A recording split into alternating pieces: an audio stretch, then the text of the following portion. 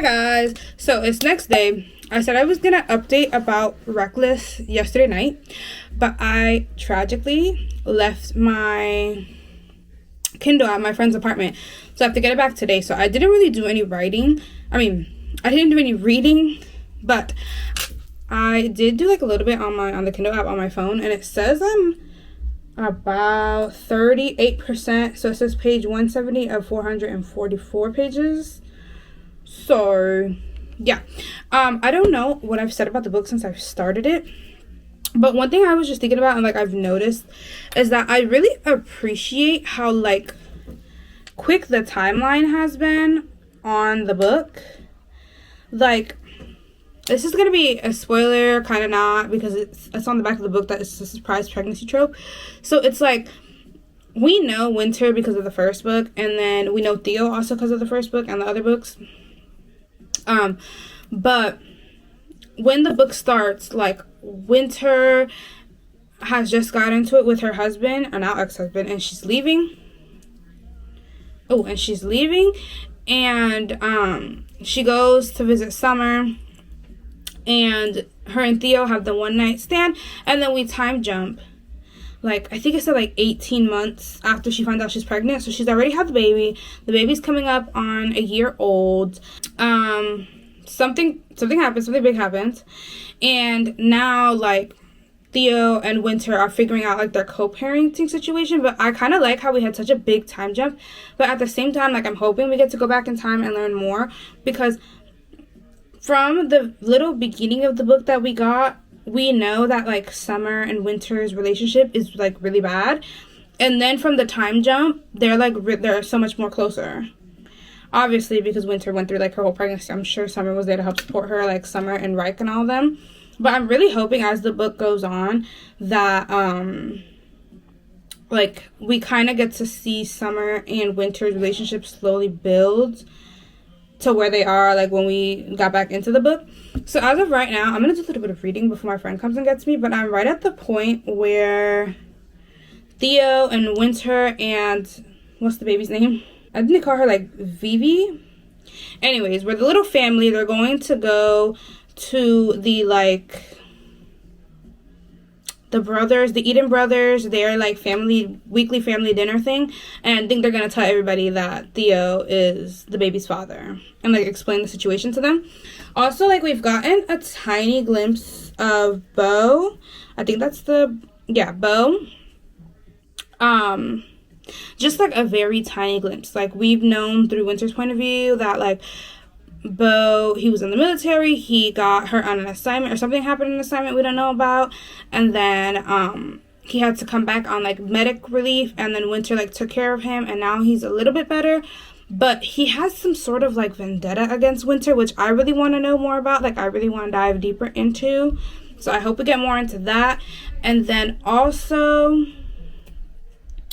I'm really excited for the book. I'm really excited to read Hopeless because Bo is just, like, such a mystery, and I don't think they've mentioned in the other books, like, what he went through. So I know that when we're in his point of view and when we're in that book, we're gonna, like, hear everything that happened on that assignment. And I'm really intrigued to hear about that. But yeah, I don't have much of an update, but that's all I have as of right now. When I get, like, deeper into the book and, like, more stuff starts happening, then I want to come back and give a bigger update. So yeah.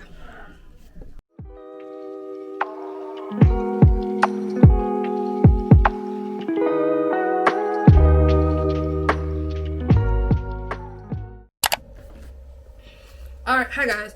So it is October 13th. It is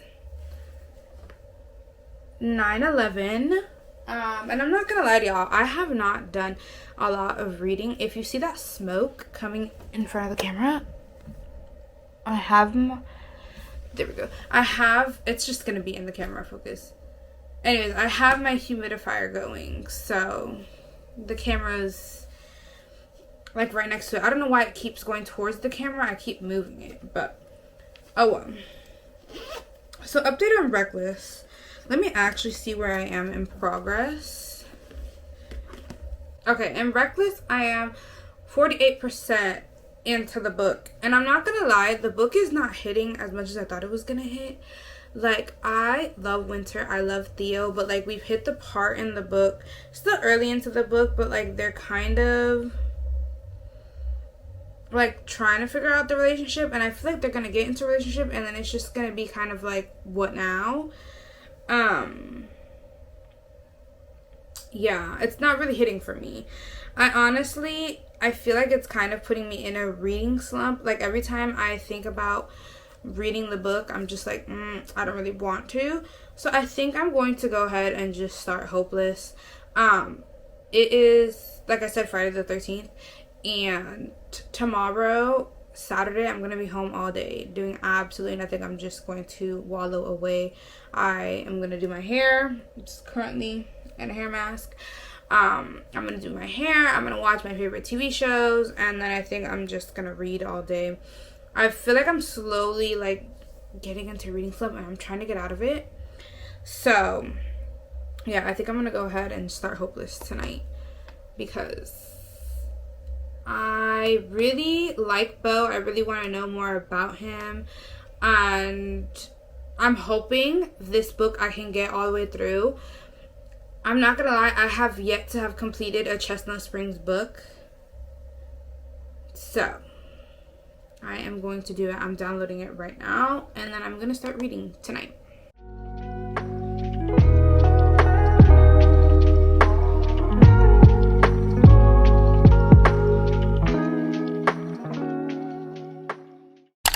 Alright guys, so a little update on Hopeless. I am like 13 pages, as my Kindle says, into the book. And so far, so good. I am liking getting to see Beau's point of view. And I'm also liking getting to see, well, I'm just entered into Bailey's point of view.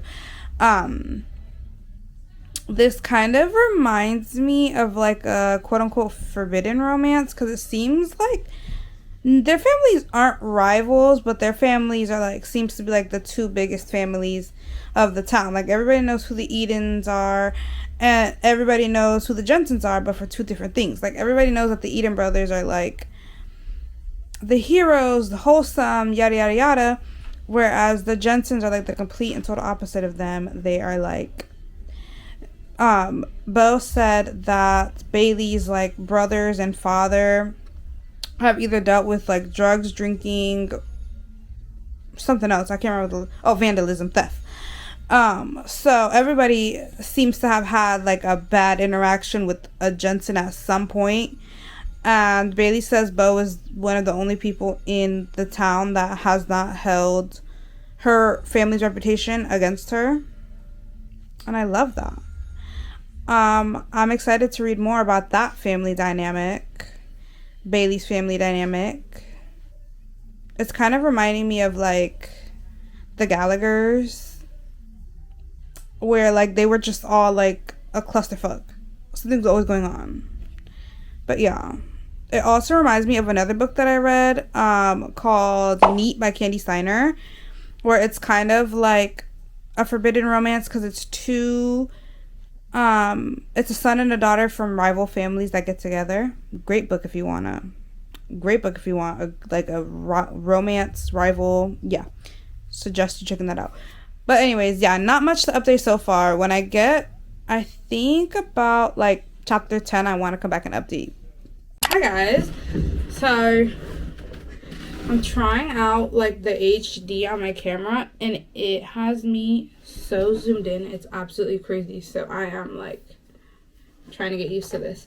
But I want to talk Hopeless by Elsie Silver. You guys, I started this book, and I started it Friday in my life. And it is currently Sunday, October 16th. And when I tell you, devoured this book, I am on, I'm 57% into the book, and I'm on chapter 26. And I have been devouring this book. I have also been writing down my thoughts as the book goes on. Let me see if I have any I can update you guys on. Here we go. Okay. So here are my thoughts so far, being on chapter 26. I don't think I've updated this. Like, I have a thought in my head, but I said the banter between Bo and Bailey, amazing. I've been eating it up. As someone who has not managed to finish a Chestnut Springs book, I'm eating this up, honestly. And, like, reading Hopeless now, I don't think I'm going to go back and finish Reckless. I think I am going to DNF Reckless. I honestly, truthfully think that Hopeless will probably be the only book from the Chestnut Springs series that I will finish, like, read start to finish.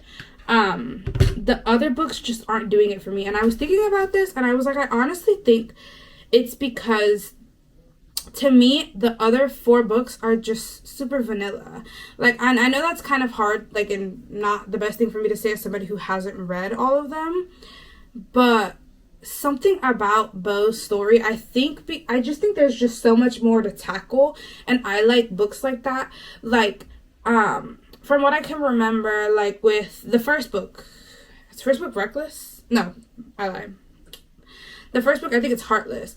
What we were tackling was Rhett and Summer, but it was more so just, like, Rhett cleaning up his image. And when we got, like, maybe 10 chapters in, he was already good. Like, Summer was doing it.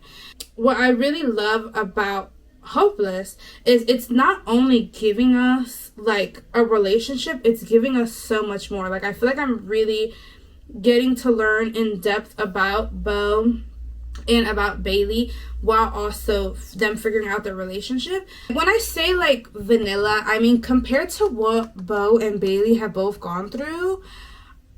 Again, this is kind of wrong for me to say because I haven't read the other books.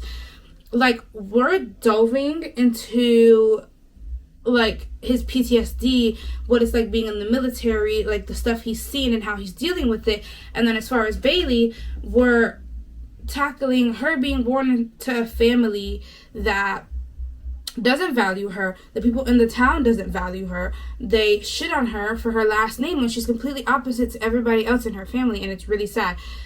Bailey is giving very much Matilda coded. That's all I have to say about that. Getting the entire family aspect in this book, I can relate to Bo in the sense that it does feel kind of smothering sometimes. Like, it is amazing that he has such a good support system, and I love how Bailey checks him on that. That he's like, you're complaining all the time about not having a good, like, not being able to catch a break because of your family, but you don't understand how great of a support system you have, where I've grown up with nothing. I've had to do everything on my own. And I love that Bailey manages to check him so much. One of my favorite qualities about her. I said I love how super soft the introduction to their friendship is. Like, Bo going to the bar and, like, drinking and then finding out that she closes. And then pretty much every day of the week goes and spends the last 2 hours of her shift so that he can take her home and make sure that she's safe. Love that. Oh yeah, so the bet is pretty much Bailey can't get a second job, and she wants help making more money so that she can leave Chestnut Springs. She can start her own life. She can pay for college. She can move and completely detach herself from the town and from the family. And then Bo just wants a distraction to get people off, to get his family off his back. Obviously, I feel like this has more of a benefit towards Bailey than it does Bo, because I don't think Bo really took into consideration how him popping up with a fiance isn't going to make them want to be on his back even more, but I digress. Honorable mention, Gary from the bar. Like, he ate down bad, specifically when he said, quote, when Bo showed up to the bar with the engagement ring, and that's kind of like when they tell people, like, oh, we're engaged. Gary says, quote, and shit, if it doesn't work out, you can pawn the sucker for a pretty penny. That, my guy. And yeah, that's pretty much all I have on the book. I just ranted for God knows how long. That's all I have on the book so far. They're kind of sort of like establishing a relationship. Like, the lines are getting blurred between, like, fake and real. So I think very soon we're going to have realizations. We're going to have, like, them trying to date. The behind closed doors, them trying to date. And then still keep up the fake marriage. And then I feel like not very soon, but we are gonna obviously get hit with Bailey having to self-reflect on whether she wants to be in a relationship with Bo and stay in the city that she's been trying so hard to get out of, or the town she's been trying so hard to get out of, or if she wants to just take the leap and go. Honestly, I think in order for Bo to completely like heal and get through his trauma, I think he needs just a brand new start with people that don't know him, don't know his family. I think he just needs to go somewhere where he's unknown and can just have a clean slate. And I feel like him and Bailey are going to be the two that leave the hometown, which I really like personally, because like I understand like people that love their hometown and love to stay in their hometown, but I can't wait to leave. So seeing them want to leave so bad, I feel like I connect with them, you know? All right. I will see you guys later. Y'all, literally do not mind how crazy my hair looks. I need to wash my hair. I need to wash it. It is Thursday, November 2nd that I'm filming this. It will be getting washed tomorrow when I get out of work. But don't mind how fucking crazy I look. I want to talk about this video because it is, like I said, it's Thursday, November 2nd. And I was sitting over there going through my Goodreads. I was adding some books to my want to reads. I was going through, and I hate looking at my Goodreads and seeing that I'm in the middle of like 10 books. It stresses me out when I look at that. Like, I want to be able to just mark, like, I started a book this day, I finished it this day. But like every single time I go onto Goodreads and I can see every single book that I'm at, exactly where I am in the progress, it stresses me out. So a lot of the books that I actually am reading, I put on my want to read so that when I finish, I'm just going to say that I've read it. And I'm going to like, put the dates because I track it on my story graph. Besides the point. But while I was going through the list, I was thinking about books that I wanted to DNF and books that I wanted to finish reading. And when I got to Hopeless, I decided that I was going to DNF it. I know earlier in this video I DNF'd Reckless. And now I'm DNFing Hopeless. These books, man, these books. Yeah. And honestly, I feel like I'm not missing much. I watched Stephanie Bora this video. I watched her video where she read the book, and she didn't give any spoilers, but like she talked about the book without giving away like specific spoilers, but she talked a lot about the book. So I know how it ended. And I made it 65% into the book. So from what she had read, from where I had stopped onward, she let me know that the book doesn't talk about what I was waiting so long for it to talk about. And to me, I don't feel like reading it now anymore. And that has nothing on Stephanie, because obviously she had said in her video, like, if you don't want spoilers, don't watch. And I decided to watch anyways.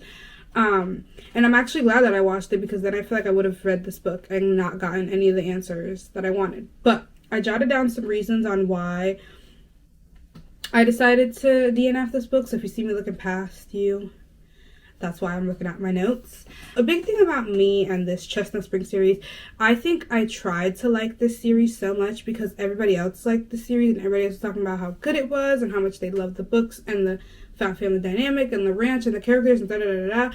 And I felt FOMO. Honestly, if I'm being completely honest, I think I felt a lot of FOMO, and I was like, oh my god, I want to love these books, and I want to talk about these books, and I want to love these characters. And reading these books, I do like characters. I like Winter. She's one of my favorites. I love Bo. I love Bailey. I love Cade from what I've seen of him in the other books. But I don't love the series and I don't love the books. I just don't think that I personally like the writing style. And yeah, the series to me, I feel like it kind of, no offense to these authors, I feel like it kind of reminds me a lot of it's from Lauren Asher, her F1 series. Damn, I forgot the name of the entire series in itself, but some of the books, like I feel like Throttle and Collided were kind of like the same books, different characters type of situation. Whereas Wrecked stood out to me the most, and that was my favorite book in the series. I didn't really care for the other books in the series. So I feel like a lot with the Chestnut Spring series, I felt like when I read the descriptions and when I tried to read some of the books, it felt a lot like same book, different character, different like names. Personally, this is no attack on the author and the books. If you love it, I love that for you. I wish that I could have enjoyed it as much as you guys could, and that's okay.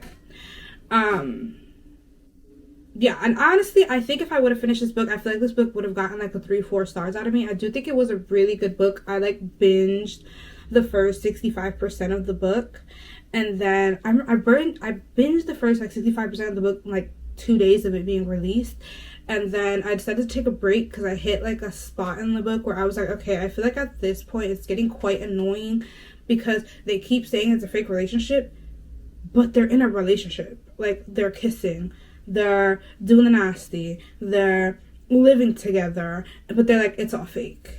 It's all fake. It's like, okay, I can excuse that 1 time, 2 times, but it's been like 5 times now and I'm over it. So I had to like step away from the book. And then every single time I would go to pick up the book or I would think about it, it would only be in the sense of, oh, I'm filming a video, I need to finish this book for this video. Or like, I don't really want to read this book, so I'm not going to open it right now. And I feel like that's not a good reason to keep reading a book, because I feel like it's just going to throw me in a reading slump. And I feel like I'm kind of already teetering the line of getting into a reading slump. So I think it's best that I just cut ties with books that aren't fulfilling me. Yeah, so with that being said, honestly, I contemplated not even uploading this video because I feel like throughout this whole video, like, I started reading and then I DNF'd, and I started reading and then I DNF'd. And I feel like that's not fair because you guys aren't getting me reading an entire book, giving me my full thoughts, giving me my full ratings. But I feel like something I need to start working on is filming my videos and uploading it, even if you don't get me fully reading the video, or, I mean, fully reading the book. I feel like I need to show both sides of reading.